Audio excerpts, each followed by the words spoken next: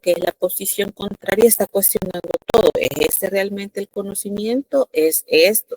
Está constantemente cuestionándolo todo. ¿Por qué? Porque dice que nunca vamos a estar seguros de conocer la realidad, que nunca vamos a llegar a conocerla completamente. Entonces, hablábamos de que en la clase anterior hablábamos de que para los escépticos el querer conocer la verdad puede ser una causa de sufrimiento, porque nunca se llega a conocer, porque siempre se está dudando. Entonces lo que se hace, ¿verdad?, es aceptar que nunca vas a conocer, y así es como para liberar ese sufrimiento que puede causar el querer llegar a la verdad. Y también hablábamos del subjetivismo y del relativismo. Y en ese sentido, ¿verdad?, el subjetivismo, que entiende que la verdad depende de cada persona, depende lo que yo considero verdad, no va a ser lo mismo que para uno de ustedes, ¿verdad? O para el resto, ¿verdad? Todos tenemos un punto de vista diferente de lo que es la verdad, de qué es el conocimiento real. Entonces, ese es el subjetivismo, y el relativismo ya lo hace de manera colectiva. O sea, el subjetivismo es lo individual y el relativismo de manera colectiva. ¿Qué significa? Que la verdad no depende de la persona, sino que depende del grupo también, de la cultura, de los valores que se comparten, de las normas sociales. Eso es lo que va a incidir en qué es la realidad social o lo que es la verdad. Y hablábamos ahí del relativismo cultural.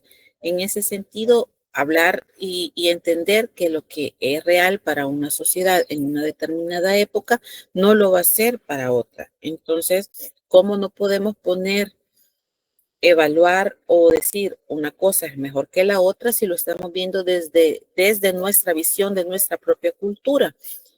¿Cómo va a cambiar lo que para nosotros es correcto incluso o incorrecto? Lo que para nosotros está bien, el matrimonio monógamo, por ejemplo, no va a ser lo mismo que en una tribu en África, donde funciona la poligamia. ¿Por qué? Porque es una cultura, es un contexto diferente. Entonces, desde mi creencia, de mis valores morales, no puedo venir y juzgar esto como malo si no logro darle un entendimiento a todo lo demás. Entonces, por eso hablábamos del relativismo y del subjetivismo y cómo eso incide en que podamos conocer la verdad. Y por eso es importante retomarlo. Y por esto es escepticismo, ¿verdad? Dudar de todo, el dogmatismo, aceptar todo, o desde el relativismo y el subjetivismo es como la verdad es relativa al final. Depende de quién esté viendo y de dónde esté situado, en qué momento esté sucediendo un hecho específico para yo poder comprenderlo. Y entonces surge la siguiente pregunta. Una vez que entonces es posible obtener el conocimiento, es posible que yo conozca la verdad o la realidad social, ¿ok? O sea, si es posible, no es posible. Pero entonces, ¿de dónde viene nuestro saber? Y ahí hablamos de otras dos posturas, siempre filosóficas. Hablamos primero del racionalismo, es decir, yo conozco o yo obtengo conocimiento a través de la razón, del pensamiento. Y ahí tenemos a Descartes, ¿verdad? Que él pensaba justamente que la verdad venía del pensamiento puro. Cuando yo pensaba, entonces estaba conociendo la verdad. Desde lo que yo veo, desde lo que desde el pensamiento puro, ¿verdad? Aquí tienen que ver los sentimientos, las emociones, la interpretación que yo doy, únicamente la razón. Entonces, desde este punto de vista, ¿verdad? Hay las ideas son innatas, o sea, cuando yo nazco ya vengo con ciertas ideas en mi cabeza, nazco con ellas, y las verdades universales no necesitan de la experiencia para ser probadas. Este es el punto de vista del racionalismo. El empirismo, ¿verdad?, ya habla de la experiencia a través de los sentidos, de lo que yo percibo, de lo que yo voy conociendo. Para el empirismo, entonces, no tenemos ideas innatas, no nacemos con ideas innatas, sino que nuestra mente es como una pizarra en blanco que se va llenando con la información que vamos recolectando justamente a través de la experiencia y de las sensaciones del mundo exterior. Planteamos el ejemplo, ¿verdad? Entonces, ¿cómo sabemos que el fuego quema? ¿Cómo llegamos a ese conocimiento? Bueno, desde el racionalismo porque nuestra razón, es decir, nuestra mente nos dice, entiende el concepto de calor extremo, calor extremo. ¿Qué es el calor extremo? Entonces es la idea, esa idea que ya tenemos aquí. Y la relacionamos esa idea con el daño. Ah, bueno, entonces es el pensamiento. A eso se refiere el racionalismo, justamente. Pero ¿qué es desde el empirismo? Desde el empirismo dice que hemos tenido la experiencia o hemos visto de que el fuego quema cuando yo lo toco. Entonces, experiencia o esa verdad a través de los sentidos. ¿Se comprende la diferencia de cómo obtener conocimiento desde estas dos posturas?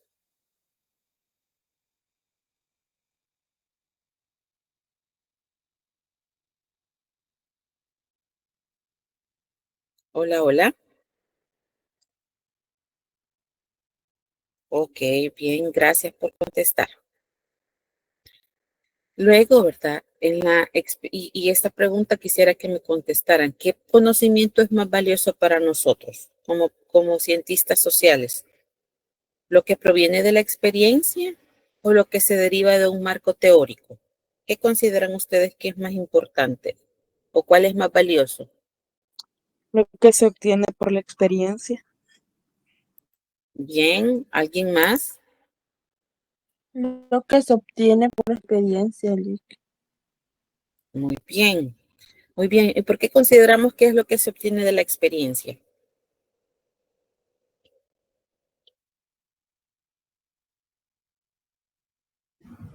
Porque al principio cometemos errores, cuando ya agarramos experiencia ya no cometemos casi lo mismo. Muy bien, es un buen planteamiento el que ustedes están haciendo. Sin embargo, para poder, o sea, esa realidad tiene que estar basada en un marco teórico. O sea, estas son las formas en las que adquirimos conocimiento, pero no podemos decir que una va a salir y va a eliminar a la otra, porque también viene y ustedes seguramente ya lo escucharon, no podemos hacer una propuesta de intervención desde el escritorio. ¿Qué significa esto? Que tenemos un montón de teorías y conocimiento que nos ayudan a entender la realidad. Sin embargo, el conocimiento también de la experiencia es súper valioso, pero no es el único. O sea, las dos cosas deben de ir de la mano. O sea, es Liz, como, dígame, ahora sí, perdón adelante. que le interrumpa. Sí, una pregunta, entonces podríamos decir que lo teórico se construye desde la experiencia, o sea, Es que como, es la base.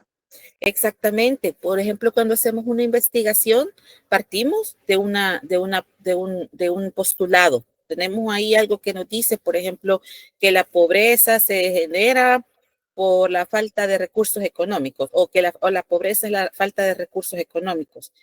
Pero cuando yo voy a campo, yo veo, yo vivo, yo evidencio con la familia, me doy cuenta que no es simplemente la falta de recurso económico, es también que no puedan acceder a un empleo, por ejemplo, es también que no vayan a la escuela, que no hay acceso a la educación. Entonces, ya tengo la teoría, la compruebo y entonces a esa teoría yo ya puedo ponerle otros argumentos y ya construyo una nueva teoría. Entonces, y así vamos construyendo el conocimiento. O sea, la teoría se valida en campo y ahí vemos si es cierto lo que dice la teoría o no. Entonces, ambas se complementan. No nos vamos a quedar solo con una, porque lo otro es, ajá, y tengo esto, pero ¿y qué me lo sustenta? Entonces, por eso es importante. Por eso es que trabajo social y todas las carreras de las ciencias sociales, y justamente es esto, ¿cómo lo vamos a construir el conocimiento? Ya tenemos la teoría, hay muchas personas que pensaron, pero ahora nosotros lo vamos a validar a través de la práctica y ahí es donde vamos a decir sí o no, esto no es así y ya construimos nosotros una nueva teoría. No sé si quedó claro cómo lo expliqué. Sí, Lick, Bien, Henry pero para mí, le quedó gracias. claro.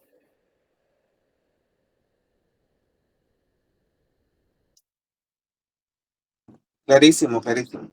Muy bien, me alegro. Bueno, continuamos entonces. Bien.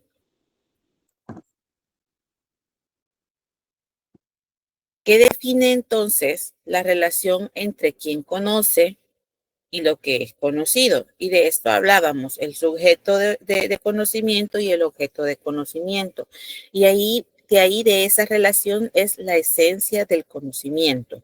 Bien, este es el problema central de la epistemología. ¿Por qué? Porque queremos entender si lo que conocemos es una copia fiel de la realidad o si es una construcción o si lo que conocemos es construido por nuestra mente. Entonces, partimos también de otras posturas.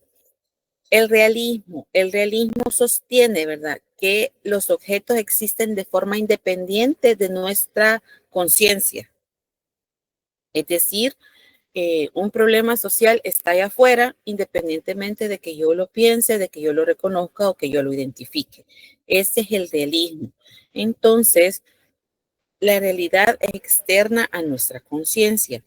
Y hay dos tipos de realismo. El realismo ingenuo, que cree que percibimos la realidad tal como es, sin que hayan mediaciones, sin distorsiones. Lo que vemos, lo que oímos, lo que tocamos es exactamente lo que está ahí.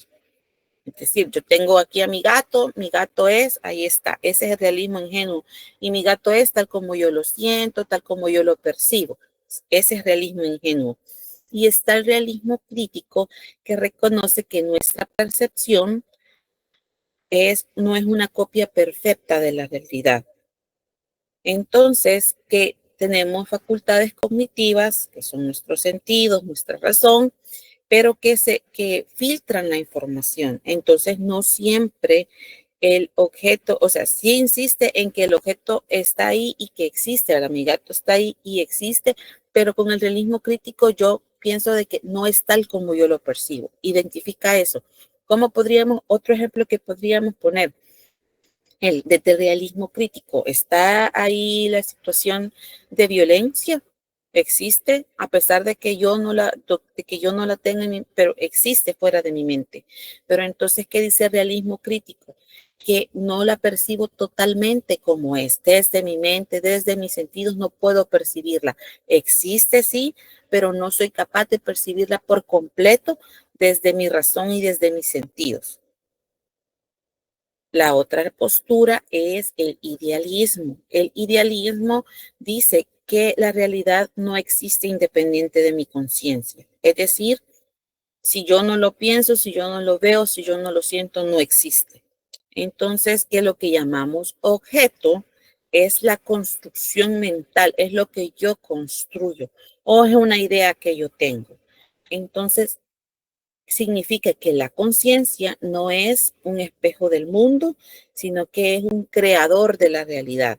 Es decir, siempre en el caso de la violencia, que la violencia no existe, que la violencia es algo que yo he pensado, he construido y como yo la interpreto. Entonces, esas son las diferencias entre estas dos posturas. Y ahí está un ejemplo. En la construcción de la realidad social, ¿qué peso tiene la interpretación de los actores sociales? ¿Es la pobreza un hecho objetivo o una construcción social? Es decir, ¿qué peso tiene la interpretación de los actores sociales? Ustedes y yo interpretamos la pobreza. ¿Cómo la interpretamos? ¿Desde dónde la estamos viendo? Entonces, tiene un peso lo que yo considere. Por eso hablábamos del realismo y del idealismo. ¿Por qué? Porque como yo perciba la realidad va a tener un peso en los análisis que yo haga, porque como yo perciba, en este caso, la pobreza, la voy a poner como algo una situación muy preocupante, o la voy a tomar con relativa calma, dependiendo de cómo yo la interprete. Y lo otro, ¿es la pobreza un hecho objetivo? O sea, ¿realmente se puede medir la pobreza? ¿Realmente existe?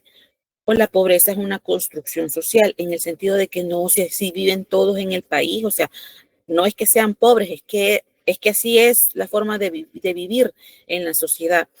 Entonces, por eso es importante también que reconozcamos estos otros dos puntos de vista, porque si bien es cierto que percibimos la realidad, y podemos interpretarla y lo que yo considere tiene un peso, ¿verdad? Esa interpretación que yo hago tiene un peso, pero también es una construcción social, todas las situaciones, pero ¿desde dónde las vamos a interpretar? Ese es el punto acá, de cómo llegamos a conocer esa realidad social. Entonces, hay una tensión entre ambos, ¿verdad? La realidad realmente la estoy entendiendo desde lo que percibo o desde dónde estoy partiendo, desde mis creencias, desde mis interacciones, cómo la estoy construyendo. Entonces, cómo yo parto o cómo yo busco comprender la realidad desde estas dos posturas va a influir en la metodología que yo busque para entender y en los objetivos de una investigación que yo me plantee. Entonces, generalmente en nuestro mundo científico, ¿verdad?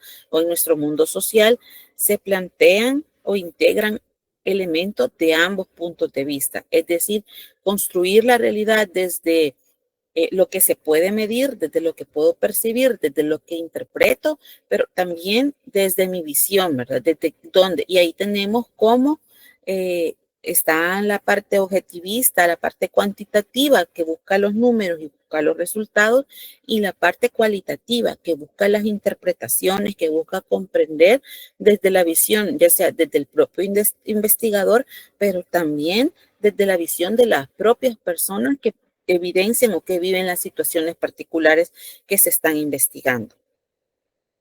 Se comprende esta tensión entre el realismo y el idealismo y lo importante que son para la construcción de la realidad. Sí. Bien, continuamos entonces. ¿Qué nos permite entonces distinguir entre lo falso y lo verdadero? ¿Cómo llegamos a decir, no, esto sí es o no, esto no es? Hablamos entonces del criterio de verdad. Y entonces acá vamos a hablar de tres criterios que son los más relevantes en epistemología. Uno es el de la correspondencia, es decir, corresponde lo que yo digo o el hecho que yo planteo a la realidad. La coherencia, es decir, tiene sentido para mí lo que estoy explicando, lo que estoy diciendo, y el otro es la evidencia. Ok, yo digo algo y yo lo muestro. Entonces, aquí está lo que verifica lo que yo estoy diciendo. A eso se refieren los criterios de verdad.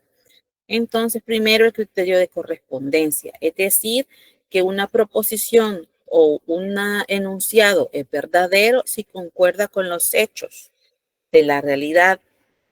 Por ejemplo, si yo digo la nieve es blanca y yo tengo la oportunidad de ir y ver la nieve y me doy cuenta que en efecto la nieve es blanca. Ese es el criterio de correspondencia, porque se puede comparar el enunciado con un hecho que es realmente empírico. Ahí está, puedo tocar la nieve, la puedo ver, sí, la nieve es blanca. Entonces ese es criterio de correspondencia.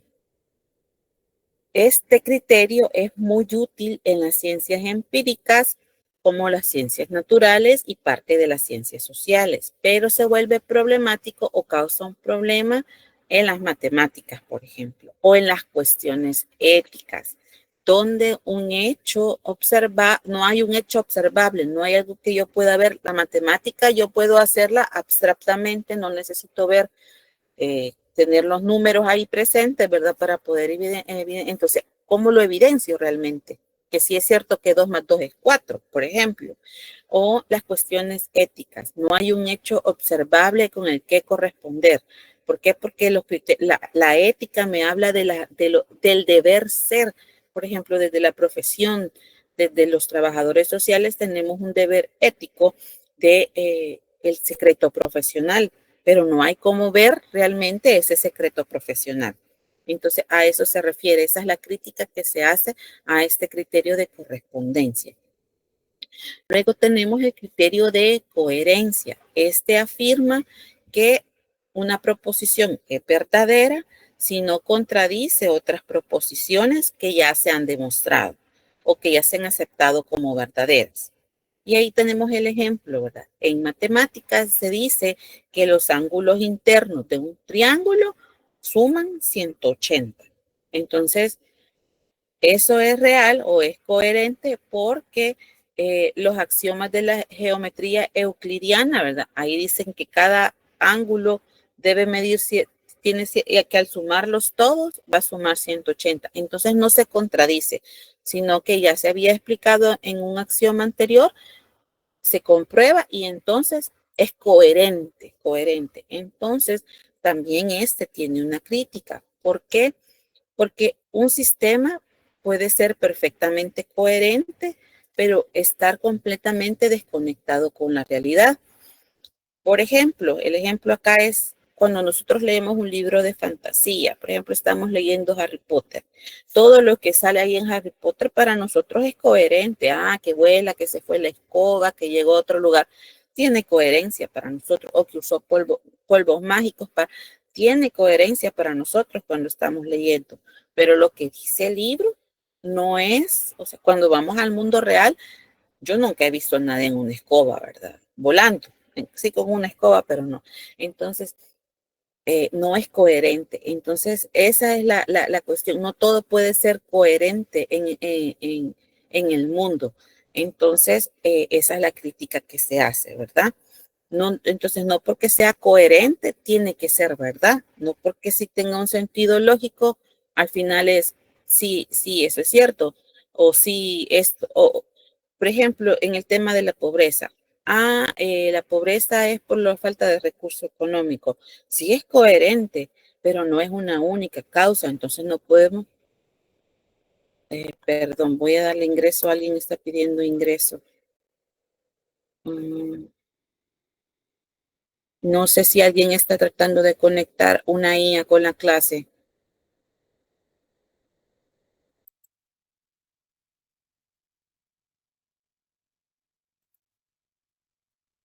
Bien, veamos.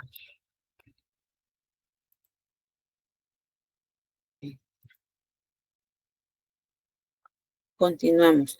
Bien, entonces les decía que no podemos, entonces, porque algo sea coherente, ¿verdad? Darlo por sentado. Entonces es no, en el caso de la pobreza que les estaba diciendo, no es la única cuestión que afecta a la pobreza, la falta de recursos económicos, sino que hay otras causas. Entonces sí tiene coherencia, pero no es una verdad que vayamos a aceptar como universal. Luego tenemos el criterio de la evidencia. ¿Qué nos dice este criterio de la evidencia? Sostiene que una proposición es verdadera si se presenta de una forma tan clara y distinta a la conciencia, es decir, distinto a lo que pensamos, que resulta imposible dudar de ella. No se necesita entonces una comparación externa o una coherencia, sino que la propia fuerza de la evidencia en nuestra mente es suficiente. La verdad se basa entonces en la certeza subjetiva y en la aprehensión, es decir, en esa idea inmediata de que es una idea. Como dicen, como la agarramos en el aire y esa es la idea. Entonces, ese es el criterio de la evidencia. Por ejemplo, Descartes buscaba un fundamento de conocimiento en el cual no pudiera dudar. Entonces, él buscaba conocer la verdad y que lo que buscaba él era no dudar, o sea, que fuese un conocimiento certero, porque para él todo lo que provenía de los sentidos, de los sentimientos, podía ser engañoso. Él decía que incluso podía ser que estaba soñando o que estaba bajo el efecto de un genio maligno. Entonces, por eso no se fiaba de sus sentidos. Pero se dio cuenta, Descartes, que en el mismo acto de él estar dudando de todo, estaba pensando, había alguien que estaba pensando y estaba dudando.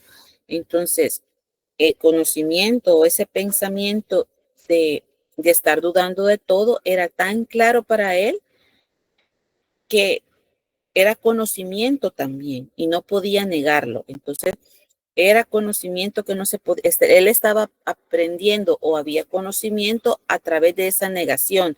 Entonces, negando el conocimiento, él también estaba conociendo. ¿Se entiende esta como contradicción, pero al mismo tiempo era una afirmación para él. No sé si se logró comprender.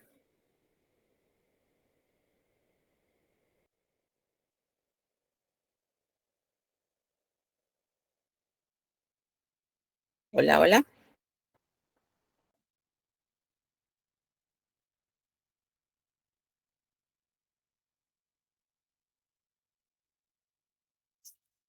Y aquí surge la idea de que yo no solo sé que no sé nada. Por eso yo solo sé que no sé nada. O sea, al dudar, al estar pensando si la verdad realmente existía, él se estaba dando cuenta de que él estaba obteniendo conocimiento a través de la duda. Entonces, por eso es este ejemplo, es al final el ejemplo, ¿verdad? De cómo eh, una situación es real sin que pueda basarse en una verdad por coherencia o una verdad por correspondencia, porque sea verdad. Entonces, es otra forma de validar la verdad. ¿Cuál es la crítica que se hace entonces a este criterio de verdad? Que puede llevar al subjetivismo. ¿Por qué? Porque no hay una forma objetiva de verificar que una verdad que sea válida para mí sea válida para todos. Entonces, esa es otra o sea, lo que yo puedo pensar, lo que yo puedo percibir, puede ser muy diferente a lo que ustedes desde donde estén puedan percibir como verdad. Entonces, puede llevar al subjetivismo. Entendemos y sabemos que el subjetivismo no es del todo malo, pero que hay que también retomar la otra parte. ¿Qué puedo demostrar? Y ahí, ¿verdad? En las ciencias sociales surge la pregunta, ¿cómo medimos la verdad de un hallazgo? Ponía el ejemplo de la pobreza, ¿cómo podemos decir que la pobreza sea determinada situación? ¿Va a ser lo mismo, verdad? Que sea coherente con la teoría o tiene que corresponder con lo que observamos en la realidad. ¿Qué dirían ustedes en ese sentido?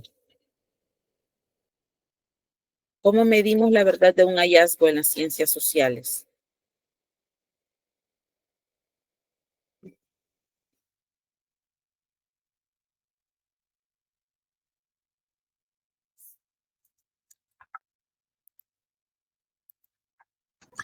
Podría ser desde nuestra perspectiva, porque todos tenemos diferentes puntos de vista.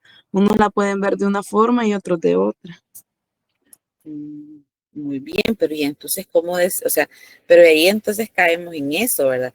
De que entonces sí es verdadero para mí, pero no es para el otro. Por ahí empezamos ya, ¿verdad? Muy bien, es un buen ejemplo, pero ajá, pero y entonces sí es verdad, imagínense ustedes hacer una tarea y es verdad para ustedes, pero desde el punto de vista del docente cambia. Entonces, ¿cómo conocemos la verdad o cómo llegamos a la verdad? Mediante un análisis. Bien, mediante un análisis. ¿Alguien más? ¿Otra idea? A través de un consenso. A través de un consenso, bien. Sí, lo que hemos descubierto es como parecido a la realidad. Perdón, es parecido a la realidad. Muy bien, muy bien. Esas justamente son las formas, ¿verdad? Y por eso vemos que cuando se hace un descubrimiento, ¿verdad? O se hace un hallazgo relevante, se publica, se comenta con el mundo científico para justamente lo que menciona el compañero, para que haya un consenso.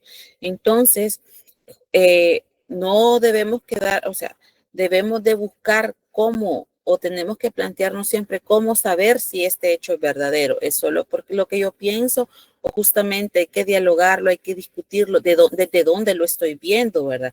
Por eso cuando planteamos y por eso retomando lo que les mencionaba anteriormente, cuando partimos de hacer una investigación, debemos tener claro desde dónde estamos partiendo. ¿Desde qué fuente yo voy a obtener el conocimiento? ¿Por qué? Porque eso me va a ayudar luego a validarlo. Si mi pregunta de investigación parte desde el querer saber cómo las personas interpretan un determinado fenómeno, la pobreza, la violencia, la calidad de vida en El Salvador, por mencionar algo, desde donde yo parto ahí, eso es, quiero conocer interpretación. ¿Quién me va a validar entonces ese conocimiento? ¿O desde dónde lo voy a validar? Desde las personas. Pero si yo parto de que quiero conocerlo desde lo objetivo, desde lo cuantitativo, ¿qué me lo va a validar? Los datos científicos, la teoría, lo numérico, eso me lo va a validar. Entonces, por eso, tengo que tener claro desde cómo voy a obtener el conocimiento para luego poder validarlo. ¿Cómo voy a saber que eso que yo investigué, que eso que yo estuve por todo un proceso de recolección de información y de análisis, cómo voy a saber si llegué a la verdad? Justamente poniéndolo desde donde parto, de las interpretaciones, de la realidad o desde el conocimiento de lo que yo veo, que se puede medir, que puedo cuantificar. Entonces, por eso es importante que vayamos analizando y que veamos estos temas, ¿verdad? Justamente de la forma de obtener conocimiento. Entonces, muchas veces la realidad no va a bastar que sea coherente con la teoría, por lo que les mencionaba. Probablemente la teoría me diga que la realidad es esta, pero ¿qué pasa con la realidad? No es estática, la realidad está cambiando constantemente, va a depender del contexto, de la cultura, del momento, de la época en la que esté viviéndose para interpretarla o para entenderla. Entonces, tampoco puede corresponder directamente con lo que observamos en la realidad, porque puede ser que la realidad también de un momento, de una situación particular, no sea la realidad en general o algo que podamos generalizar. Entonces, por eso hay que constantemente estar pensando de dónde y para dónde estoy interpretando, de dónde y para dónde estoy conociendo. Bien, y ahora entonces, ¿cómo superamos el empirismo y el racionalismo? Bien, y ahí partimos de uno de los autores que ya hemos venido citando, que es Immanuel Kant. Kant afirmaba que el racionalismo, o sea, la razón, podría ser una experiencia engañosa. Nuestra razón, nosotros aprendemos porque aprendemos lo que aprendemos. Y el empirismo que sostenía que nuestra mente es una tabula rasa y que solamente aprendemos por lo que conocemos, por lo que leemos, por lo que desde nuestros sentidos y nuestra experiencia. Entonces, pero ¿cómo llegar a un punto medio, verdad? Anteriormente a Kant era o es este, pero con Kant se logra superar esto. ¿Y cómo se supera? Bueno, él piensa que el conocimiento es el resultado de la interacción entre lo que percibimos y también las estructuras de nuestra mente, es decir, que no estaban separados, que necesitamos tener un concepto en nuestra mente para poder evidenciarlo a través de la experiencia. Entonces no se repelían, sino que por el contrario se lograban interconectar. ¿Qué es lo que planteaba Kant?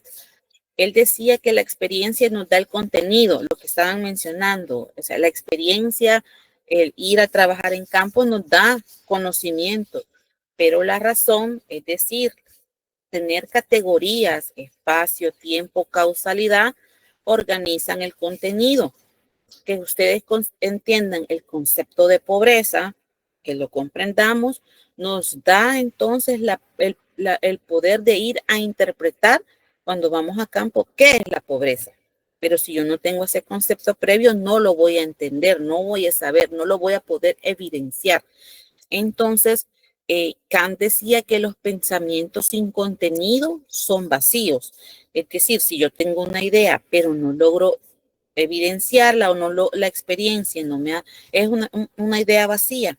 Y por otro lado decía que las intuiciones sin conceptos son ciegas, es decir, porque voy a la universidad, cualquiera diría que trabajo social, y voy a poner el ejemplo de trabajo social, ¿verdad? Porque es lo que conozco, que el trabajo social lo puede hacer cualquiera. que cualquiera puede ir y organizar a una comunidad, que cualquiera puede ir y ir a hacer una solicitud o mover recursos, cualquiera podría hacerlo. Pero yo necesito una base teórica que me da el estudio, que me da la universidad, que me dan los diplomados, ¿verdad? En los que participo. ¿Por qué? Porque si yo puedo saber que si voy a una comunidad y trabajamos a facilitar un taller, ese taller tiene un sentido. Ese taller está buscando un propósito, que es empoderar a las personas, que las personas conozcan, que las personas identifiquen sus recursos, que identifiquen instituciones con las que trabajen. ¿Por qué? Porque al final ellas mismas se van a volver agentes de cambio. Ellas mismas trabajan por su realidad, por cambiar su realidad. Pero yo ya lo concibo porque ya tengo los conocimientos. Entonces no puedo quedarme solo con los conocimientos tampoco, porque yo no puedo, porque necesito ir a conocer la realidad, porque esos conocimientos los debo contextualizar. Debo decir, bueno, esto me va a funcionar en esta comunidad porque tiene estas y estas características, o no me va a funcionar. Entonces voy a tomar otra alternativa. Entonces, esa es la necesidad de que tengamos tanto la parte del racionalismo como la parte empírica. Al final, Kant logró comprender que se complementan. Entonces, Kant explica que nuestra mente no es una hoja en blanco, sino que tenemos algunas estructuras que existen antes de la experiencia. Y él mencionaba que esas estructuras que están previas a la experiencia son las formas de sensibilidad, y él hablaba del espacio y del tiempo. Él decía que no son propiedades de los objetos, sino que son las gafas con las que nuestra mente se pone para ordenar la información. Entonces percibimos todo en el espacio y en el tiempo. Espacio, el lugar donde estamos, donde vivimos, ese es el espacio del Salvador, la universidad, nuestra comunidad, ese es el espacio. Y el tiempo, ¿en qué año estamos? 2025, hace 2 años ese es el tiempo. Entonces él decía que eso, antes de que tenemos formas de sentir la realidad. Hablaba de categorías de entendimiento y él decía que la causalidad, la causa, qué causa esto, la sustancia y la unidad son categorías que nuestra mente también utiliza para poder comprender. Decía que vemos un ejemplo que siempre, el ejemplo es que vemos un evento que siempre sigue a otro y lo vemos, ¿verdad? Y ya vemos que la pila cuando llega a cierto nivel se rebalsa, entonces comprendemos que hay una causa y un efecto. Entonces, nuestra mente lo interpreta. Él mencionaba que tenemos esa facultad de poder interpretar la causa. Y hablaba también, esto lo vimos en una clase, ¿verdad?, de la realidad fenoménica y la nouménica.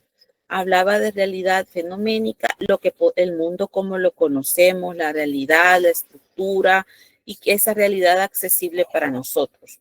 Y la realidad nouménica, que era como el mundo en sí mismo. Y en esa clase yo les ponía el ejemplo de un mango. La realidad fenoménica es cuando yo puedo verlo, yo puedo sentirlo, yo puedo probarlo, puedo saber cómo es un mango. Pero la realidad nouménica es saber que aunque yo no lo esté viendo, que aunque yo no lo esté probando, hay un mango, existe un mango y nunca lo voy a llegar a conocer totalmente porque no voy a verlo, ese mango en específico. Pero esa es la realidad nouménica. Entonces, para no entrar ya mucho en detalle, porque ya lo habíamos retomado, pero entonces él hablaba de estos dos puntos de vista. Entonces, que hay una realidad que podemos conocer, pero nunca vamos a llegar al fondo de la realidad. Eso no significa, eso en lugar de detenernos o de ponernos tristes, significa, ¿verdad?, que vamos a identificar hasta dónde podemos llegar, vamos a identificar que tenemos un límite hasta donde podemos conocer. Por lo tanto, vamos a hablar de la realidad en un contexto y un espacio definido. Entonces, este cambio que Kant hace de ya no tener o solo la razón o solo lo empírico para conocer al mundo, impacta las ciencias sociales. ¿Por qué? Porque ayuda a entender que la realidad social no es solamente un conjunto de datos, sino que es algo más complejo. Son los significados también que los seres humanos interpretan y construyen. Entonces, con Kant se logra vencer y nosotros tenemos que tener en cuenta esto, ¿verdad? No son solo datos, los datos son importantes, pero también es la interpretación, cómo se va a construir la realidad. ¿Cuáles son las consecuencias específicas para las ciencias sociales? Porque a nosotros nos interesa las ciencias sociales, bueno, que reconoce el rol del sujeto, es decir, de las personas, pero también de la teoría. Entonces, el empirismo ingenuo, ¿verdad? Partía de que solo se iba a valorar la observación directa. O sea, solo puedo conocer la realidad a través de lo que veo y de lo que percibo. Pero entonces Kant nos enseña, ¿verdad?, que no podemos entender los fenómenos sociales sin una teoría o un marco conceptual. Por eso, la pobreza, tenemos que entender qué es la pobreza para ir a estudiarla. No podemos hablar de por ejemplo, de qué es el embarazo adolescente si no entendemos qué es el embarazo adolescente o qué cosa es. Entonces, necesitamos un marco conceptual. Y por ejemplo, el ejemplo allí es, si necesitamos estudiar la pobreza, no basta solo con recolectar datos del ingreso, ¿verdad? Vamos a estudiar la pobreza. Entonces, ¿cuánto gana la gente? No, hay que entender otros conceptos como la desigualdad estructural, hay que entender qué es la exclusión social para poder interpretar los datos. Exclusión social, la desigualdad estructural, el acceso a los recursos, el acceso a los servicios, todo esto tiene que ver. Entonces voy a construir a partir de la teoría y de los marcos conceptuales. Además, se supera el relativismo radical, es decir, aunque se reconoce que la percepción y el conocimiento, ¿verdad?, viene mediado o está involucrado en nuestras estructuras mentales, también evita el escepticismo total y el relativismo extremo, es decir, el escepticismo total, nada es verdad, todo, no, nada puede ser verdad. Y el relativismo extremo, es decir, que todo depende de quien lo esté viendo, todo depende de las personas, todo depende del contexto. Entonces, logramos superar esto. ¿Por qué? Porque nos muestra que si bien es posible que no conocemos la realidad en sí, tal como es, pero podemos alcanzar un conocimiento objetivo y riguroso de la realidad como se nos presenta en un momento determinado. Siempre lo que mencionaba, ¿verdad? Tenemos que ser conscientes de los límites y de las condiciones de nuestro propio entendimiento, de dónde yo estoy entendiendo la realidad y es que voy a tener un límite. Por eso, entendiendo la realidad en este momento y en esta situación específica. Y también fundamenta la investigación cualitativa. ¿Por qué?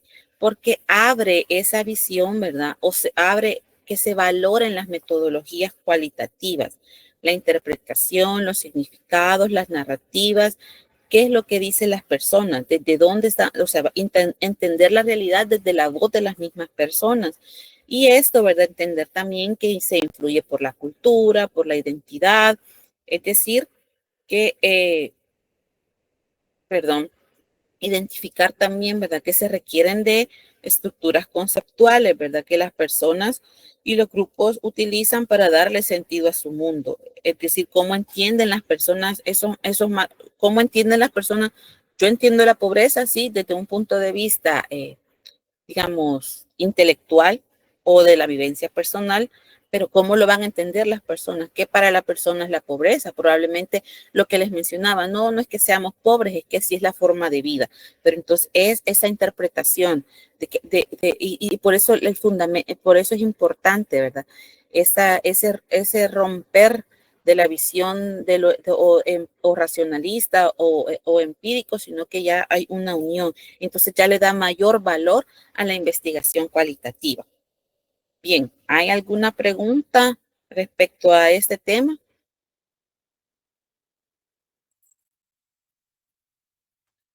¿Alguien tiene alguna pregunta? ¿O todo quedó claro?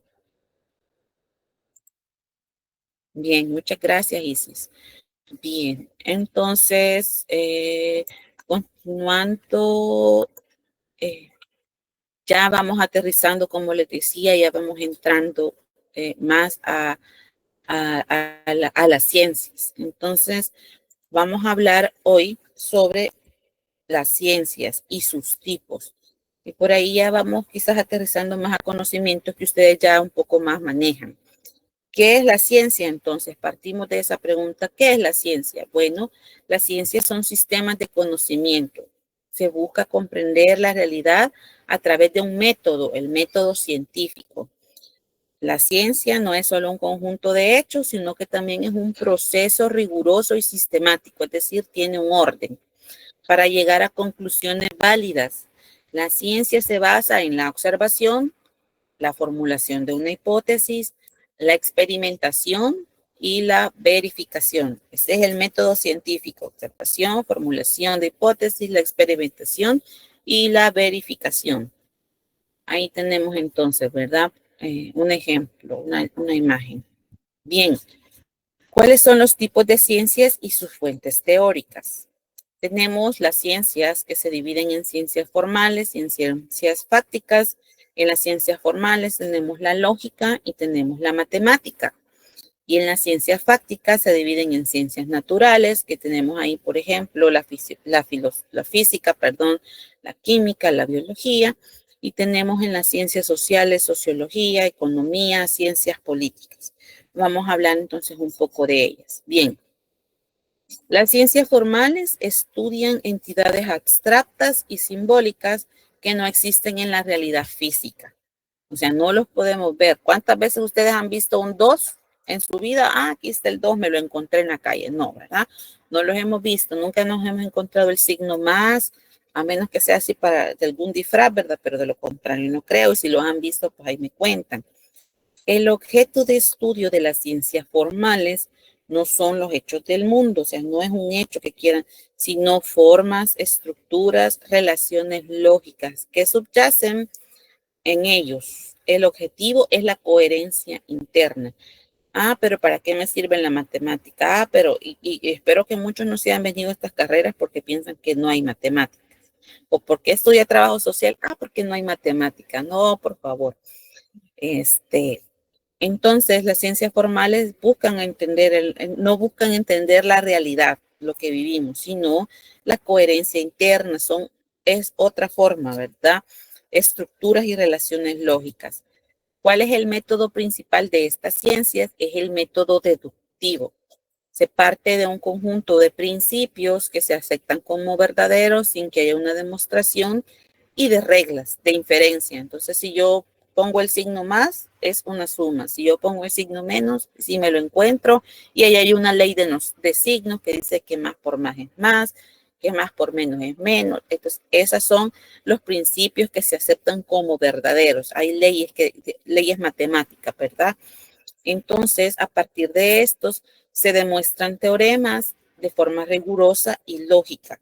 El conocimiento es verificable por la coherencia y la validez de los razonamientos y no por la experimentación. Entonces, en estas ciencias no hay que experimentar, sino que hay que hacer, hay que razonar. Ejemplos: las principales ciencias formales son la lógica y la matemática. También se incluyen la estadística teórica y las ciencias de la computación. Entonces, estas ciencias están relacionadas a las ciencias formales. Ahora tenemos las ciencias fácticas. Son también llamadas empíricas o factuales. Estudian hechos y fenómenos que pueden ser de la realidad observable, es decir, se pueden ver. El objeto de estas ciencias son los eventos que ocurren en el tiempo y en el espacio, ya sean naturales o sociales. ¿Cuál es el método de las ciencias fácticas? Bien, el método es el método científico o empírico. ¿Qué pasa aquí? Se formulan hipótesis sobre un fenómeno, se va a diseñar un experimento para poder probarlo y se van a analizar los datos, ya sean cuantitativos o cualitativos, para llegar a una conclusión. El conocimiento en estas ciencias es provisional, es decir, no se va, puede ser refutado o modificado con nuevas evidencias. Es decir, un resultado puede darme un resultado en una condición particular. Si esa condición cambia, puede dar otro resultado. Entonces, no es un resultado que va a ser completamente cierto y verdadero por siempre, sino que se va a ir modificando. Y estas ciencias se dividen en dos subgrupos: las ciencias naturales, la física, la química, la biología, geología, astronomía. Se puede ver, son percibibles en la realidad, y las ciencias sociales. Ahí tenemos sociología, historia, economía, ciencias políticas. Entonces, ¿cómo se aprende de estas ciencias o cómo aprendemos de estas ciencias? Bueno, una hipótesis sobre un fenómeno. Se va a diseñar un experimento para verificar la realidad, se van a analizar los datos y se va a llegar a conclusiones. ¿Cuáles son las principales diferencias para obtener conocimiento entre las ciencias formales y las ciencias fácticas? Bien, primero el objeto. ¿Cuál es el objeto de estudio de las ciencias formales? Los conceptos, los números, los símbolos. ¿Cuál es el objeto de las ciencias fácticas? Hechos de la realidad, ya sean naturales o sociales. Los métodos, el método de cómo obtengo el conocimiento. Bien, con las ciencias formales es la deducción y la lógica. Con las ciencias fácticas es la observación y la experimentación. ¿Cuál es el criterio de verdad? Bueno, para las ciencias formales, la coherencia lógica de los enunciados. Es decir, que si yo digo que tengo un signo más y lo multiplico por un signo más, el resultado va a ser un número positivo. Esa es la coherencia, porque la ley me dice que más por más da más. Entonces, esa es la coherencia. Bien, en la ciencia fáctica, la correspondencia entre lo que estoy diciendo, entre el enunciado, la propuesta y la realidad. Así, ese es el criterio de verdad. ¿Cuál es la naturaleza del conocimiento? Para las ciencias formales es necesario y es universal. No va a cambiar. El conocimiento que obtengo es universal. Para la ciencia fáctica vemos que está situado en un momento, es contingente y es provisional. Bien, ahora hablemos entonces de las ciencias naturales. Estas ciencias, como ya sabemos, estudian los fenómenos de la naturaleza de forma empírica y objetiva y se basan en leyes universales y buscan la causalidad. ¿Cómo vamos a entender las ciencias naturales entonces? Bueno, el objeto principal es descubrir y formular las leyes que gobiernan la materia, la energía, los procesos naturales. Y a diferencia de las ciencias sociales, el enfoque es en la objetividad y la causalidad. Buscan entender por qué las cosas suceden de una manera predecible, sin la intervención de la subjetividad humana. Es decir, ahí no tiene nada que ver cómo yo lo interpreto, cómo yo lo veo, cómo yo lo siento, cómo yo lo percibo, sino que por eso dice objetivo. Y causalidad, entender la causa de los diferentes fenómenos. ¿Cuáles son las principales ramas y sus fuentes teóricas? Bueno, la física. Ahí tenemos, por ejemplo, leyes como las de la gravedad de Newton y teoría de la relatividad de Einstein.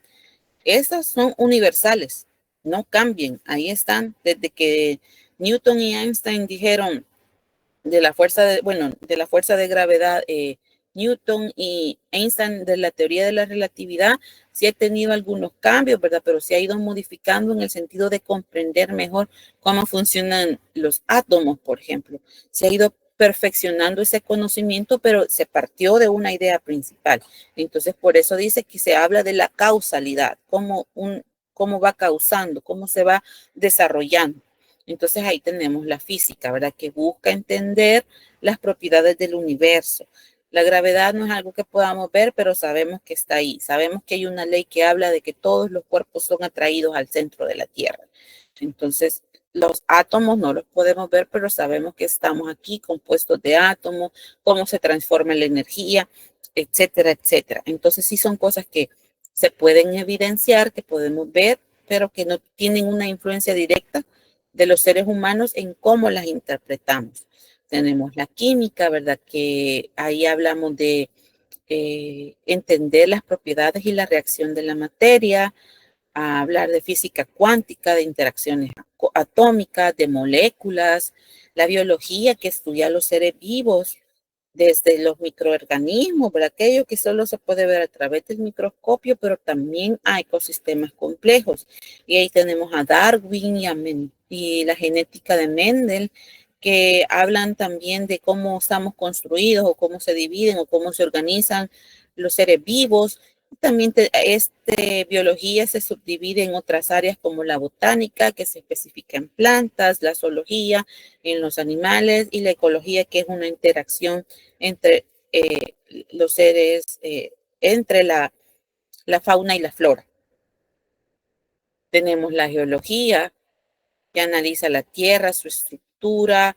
También se basa también la geología en fuentes teóricas de la física, la química, y busca entender fenómenos, por ejemplo, como la tectónica de las placas o los ciclos de los minerales. Y todo esto, o sea, sí, tiene alguna influencia los seres humanos porque son los que lo trabajan, pero hay leyes que tratan de explicarlo. Entonces ya no hay una intervención como de cómo se interpreta. Y la astronomía, pues que sabemos que está dedicada a los cuerpos celestes, a las estrellas, los planetas, las galaxias, al universo, que se puede ver, que podemos ver, que sabemos que están ahí, que existen. Bien. ¿Cómo se obtiene conocimiento? A través del método hipotético deductivo. ¿Qué significa? Que se van a formular hipótesis, que se va a diseñar un experimento y a partir de los resultados deducen si la hipótesis es correcta o no. El conocimiento es cuantitativo, es decir, se va a basar en mediciones estadísticas y en datos numéricos, en mediciones, en estadísticas y en datos numéricos. Así se obtiene conocimiento. En las ciencias naturales, ¿verdad? Está el método científico y cómo se obtiene conocimiento. Bueno, se observa, hay una pregunta que quiere, ¿qué es lo que quiero conocer? Ahí nace la pregunta. Se formula una hipótesis. ¿Será que si se propone una explicación? Bueno, ¿será que si pongo un cuerpo choca contra otro se va a mover? Con el choque se mueve, se queda inerte. Entonces parto de una pregunta y experimento con no sé, con diferentes objetos, cuál es la reacción que tienen, se quedan quietos, se mueven, etcétera, ¿verdad? Entonces, se manipulan las variables para ver su efecto y de ahí decimos entonces si un objeto es más grande que otro, qué efecto va a tener, qué distancia se va a mover. Ahí se dan las mediciones. Se analizan los datos una vez que ya se tiene estas mediciones, estas observaciones se analizan y pues se concluye. Entonces ya hay una teoría o una ley científica, ¿verdad? Que se ha demostrado, se ha comprobado, se ha realizado este experimento y ya. Entonces este método se enfoca en poder replicar, es decir, que deben haber otros experimentos, ¿verdad? Otros científicos vienen y replican el experimento para verificar los resultados. La objetividad se va a lograr en el método científico cuando se logra minimizar la intervención del investigador en el proceso. Y dice que las conclusiones se van a basar en la evidencia empírica y no las opiniones o las creencias. Bien, ahora las ciencias sociales, esto que nosotros amamos. Bien, las ciencias sociales estudian fenómenos humanos y las interacciones sociales. Son más interpretativas y buscan comprender las acciones, las creencias y comportamientos de las personas. ¿Qué son las ciencias sociales? Son el conjunto de disciplinas que estudian el comportamiento humano y la sociedad. El objetivo de las ciencias sociales es comprender, interpretar y explicar las interacciones entre las personas, las estructuras y los fenómenos que surgen en la vida en la comunidad. A diferencia de las ciencias naturales, ¿verdad? No buscan o no estamos pensando en crear una ley universal e inmutable, es decir, que no va a cambiar, sino que nos enfocamos en entender el significado de las acciones humanas en un contexto específico. Y por eso no son universales, porque los contextos, las situaciones cambian. Bien, ¿cuáles son las principales ramas y fuentes teóricas? Bien, primero tenemos a la sociología. La sociología estudia la sociedad, las instituciones sociales, las relaciones entre los grupos. Tenemos entre las principales fuentes teóricas de la sociología a muchos pensadores, como Emile Durkheim, Carlos Marx, Max Weber, ¿verdad? Que ellos, pues, desde sus diferentes planteamientos teóricos, ¿verdad? Nos ayudan a entender la realidad o nos plantean formas de entender la realidad. La sociología nos ayuda a entender fenómenos como la desigualdad, el cambio social y el comportamiento colectivo. Tenemos la antropología también. La antropología se dedica al estudio de la humanidad, de las culturas, de las sociedades del pasado y del presente. El enfoque de la antropología es holístico, ¿verdad? Busca comprenderlo todo y también es comparativo entre una sociedad y otra. Y tenemos ahí algunos teóricos como Levi Strauss y Franz Boas, que son fundamentales. La antropología también utiliza la observación y ahí tenemos, ¿verdad? Los antropólogos nos han dado una herramienta muy importante, la etnografía y también la observación participante para entender la vida cotidiana de las personas. Tenemos la psicología, que la psicología a menudo se sitúa entre las ciencias sociales y entre las ciencias naturales. ¿Por qué? Porque busca comprender la psicología no es solamente de la parte social, digamos, sino también hay una parte que está relacionada con la mente, con conexiones, con, con, con las neuronas, etcétera, etcétera. Entonces, por eso está ahí como entre ambas. La psicología social y la psicología cultural se centran en el estudio de la mente y el comportamiento en el contexto social. Y ahí tenemos, por ejemplo, a Freud, así como Freud y Skinner también, que han influenciado el desarrollo de la psicología. Tenemos la economía, que analiza la producción, la distribución y el consumo de bienes o servicios. La economía, ¿verdad? No, a veces creo que como trabajadores sociales decimos, no, los números no son para nosotros o la parte económica no nos interesa, pero no podemos dejarla de lado. La economía se basa en teorías de elección racional, es decir, cómo la gente piensa o analiza, pero también incorpora elementos de sociología y de historia para entender las decisiones humanas. Y ahí tenemos, por ejemplo, a Adam Smith y su mano invisible, ¿verdad? Y tenemos a Keynes, que habla también sobre la teoría económica moderna. Espero que hayan retomado un poco de esto en alguna de las materias que ya llevaron como sociología para poder entender un poco la realidad. Y ellos son pilares teóricos. También tenemos ciencias políticas. Las ciencias políticas se centran en el estudio del poder, los sistemas de gobierno, el comportamiento político y las políticas públicas. Y aquí tenemos algunas fuentes teóricas, ¿verdad? Que esto de las ciencias políticas quizás es de lo más antiguo. Tenemos a Platón, tenemos a Aristóteles y tenemos Maquiavelo y también tenemos a Locke, en las ciencias políticas. ¿Cómo se obtiene conocimiento en las ciencias sociales? Bueno, tenemos una gran variedad de métodos y por eso es importante que los evidenciemos, que los aprendamos y que pues los utilicemos. Primero, los métodos cuantitativos, al igual que en las ciencias naturales. Lo que buscan son datos, medir datos numéricos, análisis estadísticos, medir los fenómenos sociales y encontrar las relaciones. Por ejemplo, las encuestas, los censos y los modelos económicos. ¿Cómo nos ayudan las encuestas en las ciencias sociales? Bien, por ejemplo, la encuesta de hogar, el censo de 2024, ¿qué nos dice sobre la educación? ¿Cuántos salvadoreños están estudiando? Ajá, pero de esos salvadoreños que están estudiando, ¿en qué edades se encuentran? Ajá, ¿y en qué edades se encuentra la población que está en la universidad? Ah, ok. ¿Cuántas personas tienen una carrera universitaria? ¿Cuántas están trabajando? Entonces, nos permite ir haciendo una interpretación de la realidad.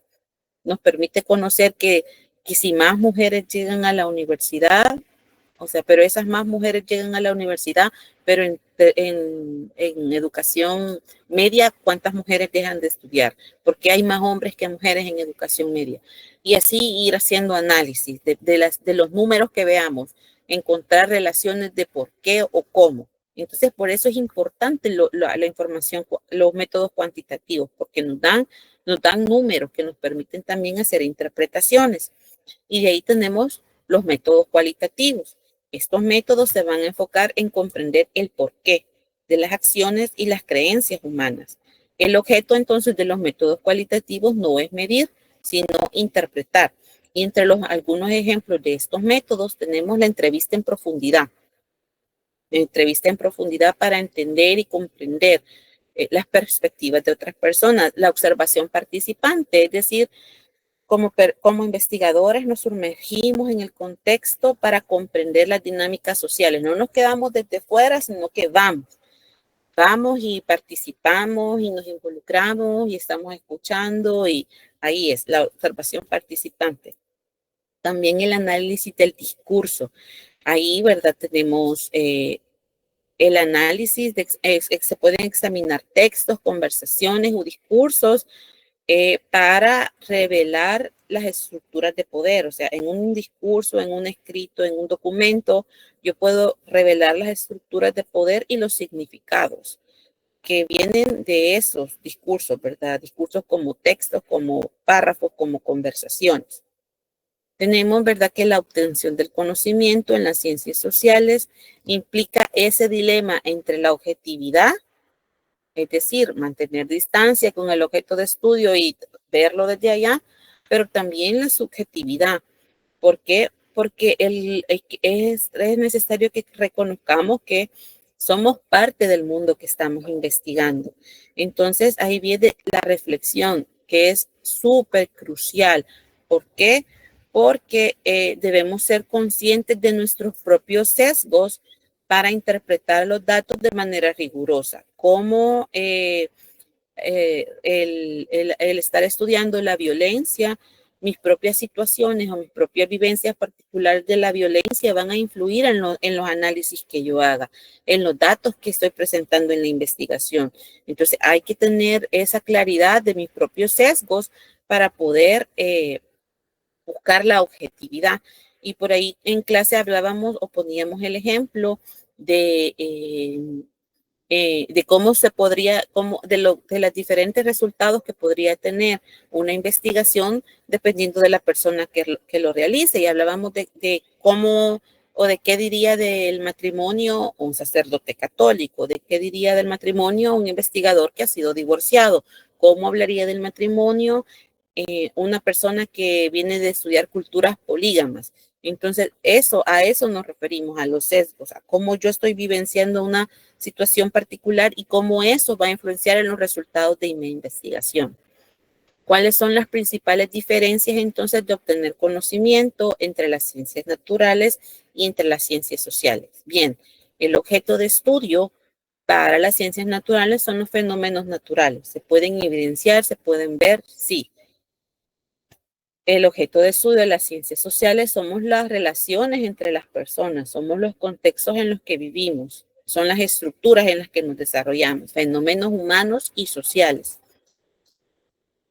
La otra cosa, la subjetividad versus la objetividad. Bien, en las ciencias naturales se busca la objetividad total, o sea, eliminando la influencia del observador, es decir, cómo los elementos químicos se relacionan, cómo la biología se relaciona sin la intervención de la persona, sin el criterio de la persona que los está estudiando.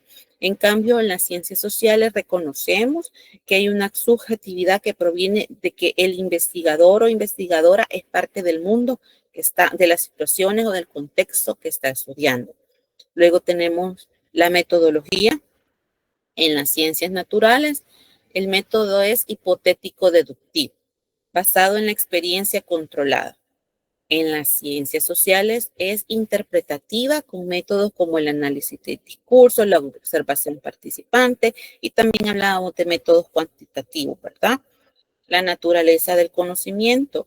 En las ciencias naturales es cuantitativo y busca leyes universales y en las ciencias sociales es cualitativo y busca comprender contextos específicos. Y la causalidad se enfoca las ciencias naturales en causas directas, es decir, la causa A, causa B y punto. Eso es lo que se enfoca en descubrir. En cambio, en las ciencias sociales se enfoca en las correlaciones y en las motivaciones detrás de las acciones. Es decir, A puede influir en B en ciertos contextos, pero no en todos. ¿Hay alguna duda o pregunta al respecto de las ciencias?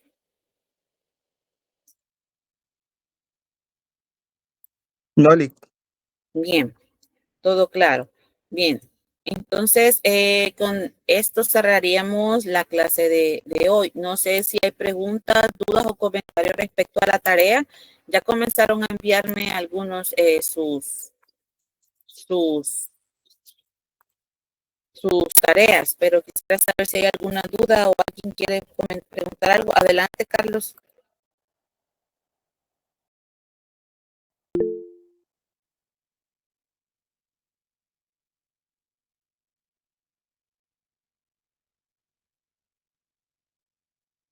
Vaya,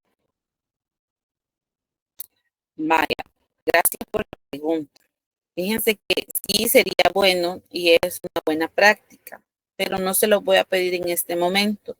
Lo que sí que yo fui desde el principio, creo que se los mencioné, que si usaban referencias, o sea, si citan, que me pongan la referencia. Yo encontré un trabajo que está citando y no tiene referencia.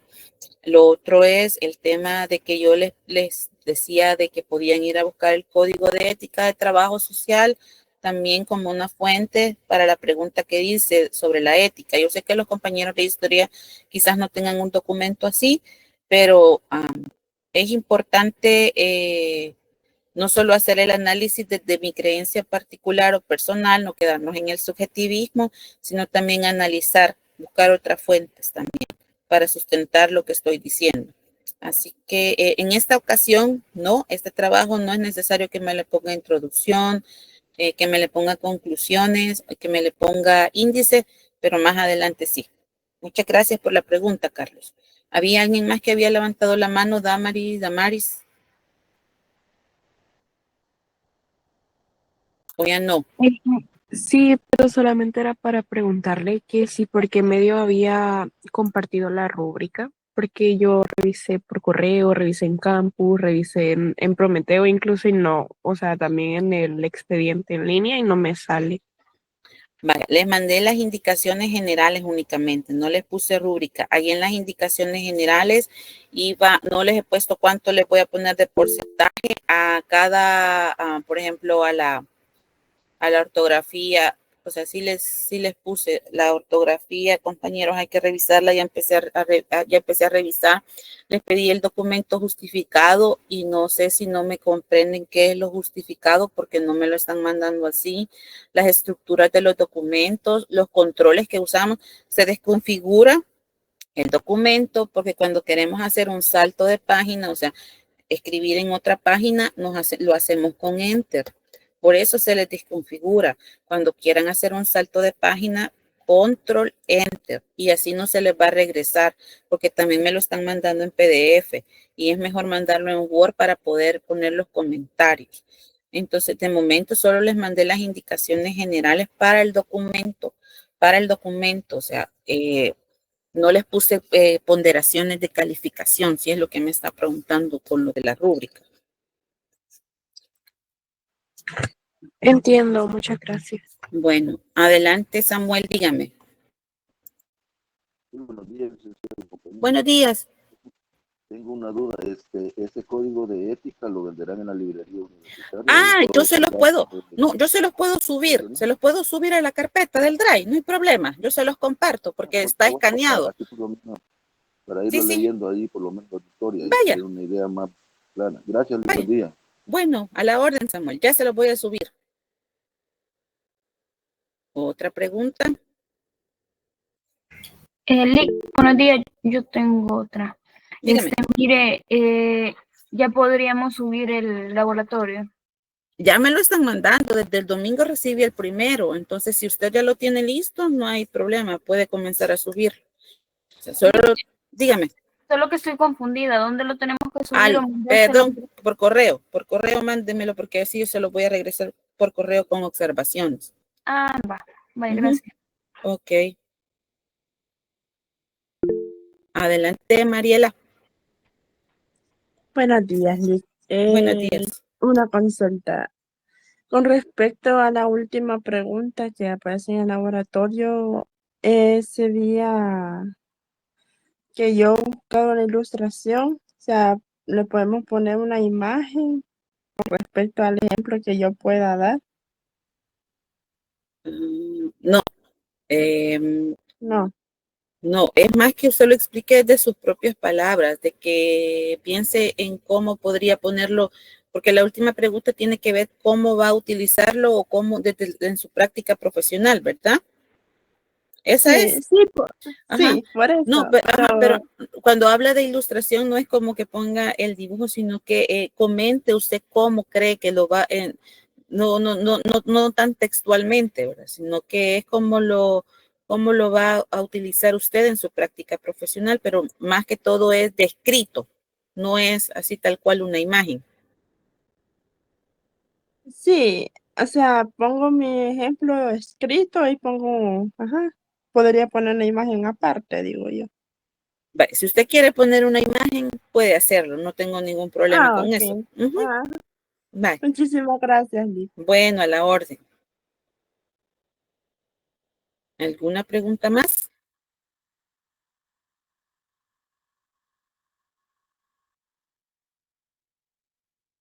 Jóvenes, y hasta ahorita me estoy fijando que no grabé la clase. Y no me acordé y no me acordar. Qué pena. No me fijé al principio. Lo siento. Bueno, esta clase, por lo menos al principio ya se los había mandado porque fue la grabación que les mandé. Adelante, Daisy. Hola, Liz, buenos días. Buenos días. No la escucho. Yo le mandé el laboratorio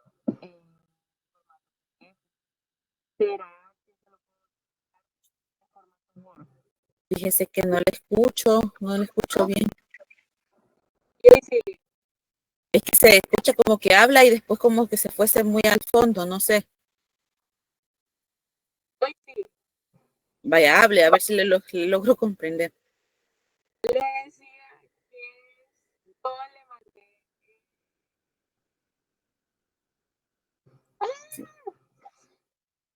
Se lo voy a escribir en el chat mejor. De acuerdo, escríbalo.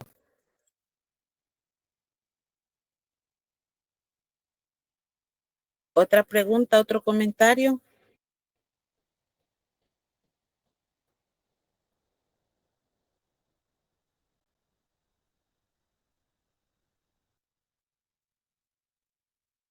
Bien, esperamos entonces a ver qué dice.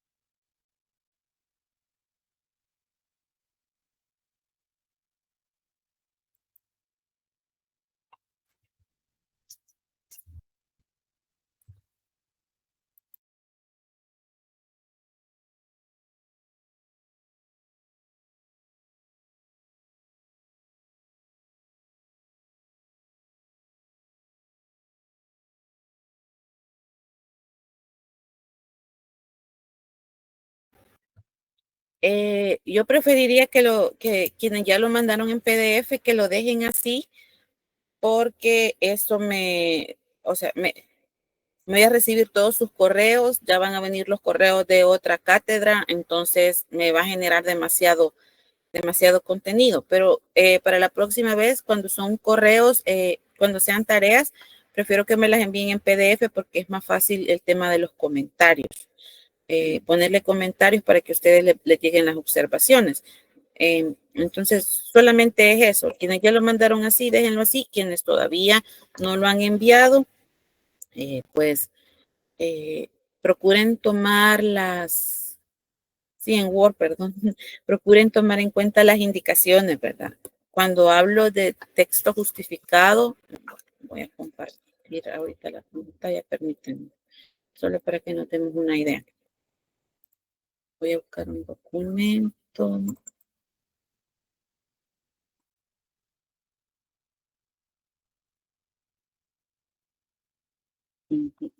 Vaya, aquí está.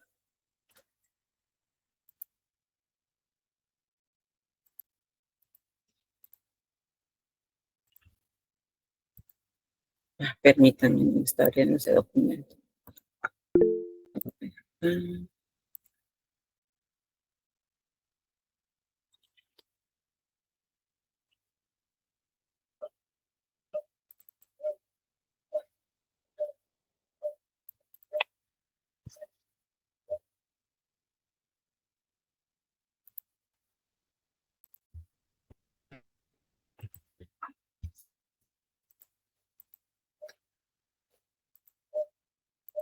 Permítanme que no sé por qué no me está dejando compartir. Ahí está. Bien, cuando hablo de texto justificado, compañeros, compañeras, podemos ver acá cómo se encuentra este texto. ¿Cómo se hace esto? Bueno, estoy en la carpeta de Word, ¿verdad? De Drive, pero también este icono lo van a encontrar como por esta parte de aquí en el Word. ¿Qué significa texto justificado? Es un texto alineado a la izquierda. Es un texto que está alineado al centro. Un texto justificado es lo que va a venir. Miren cómo cambia. Este es un texto justificado. Eso es lo que les he pedido y que no lo están entendiendo. Entonces, es porque quiere decir que le da mayor orden al documento. Se ve más estético también. Entonces, para que los documentos entendidos no van dados. Es un texto justificado. El tipo de letra también, el tamaño de la letra también debe ser. Por favor, procuren cumplirlo. Porque no es únicamente que a la licenciada se le ocurra quiera hacer así, ¿verdad? Sino que es justamente irles acostumbrando a presentar trabajo de manera ordenada. Para que cuando tengan otra va a llegar un momento, entonces van a presentar documentos no solo a la universidad, sino también en las instituciones de servicio social, la práctica personal, su práctica formativa. Es importante que aprendamos a trabajar de manera ordenada, que sigamos indicaciones. Porque incluso saben en los juzgados en el corte hay un número específico hay una letra específica que limita para trabajar los informes. Entonces, tomen indicaciones, cosas sencillas que se les ha pedido, por favor, retomen. Y yo sé que el tamaño de la letra que les pedí, eso ya voy a revisar el documento. El estilo podría ser Times, podría ser Arial, cualquiera de las dos. Entonces, para que todos les gracias, para que lo retomen, por favor, no, como les digo, esto, puede ser una tarea en cuanto pero, la cuestión es que sigamos indicaciones, compañeros y compañeras. Ya les voy a subir el código de ética y a la carpeta de Drive para que le den y la disculpa por el problema de la grabación. Pero creo que todas estábamos y les voy a subir igual la presentación, el tema de las ciencias. Sí puede ser 1.5, está en el espacio, el encañado. Voy a escribirles la presentación, el tema de las ciencias y su libro, creo que no es muy complicado de entender. Así que nos vemos el jueves, espero que tengan un bendecido día y pues está a la orden. Cuídense.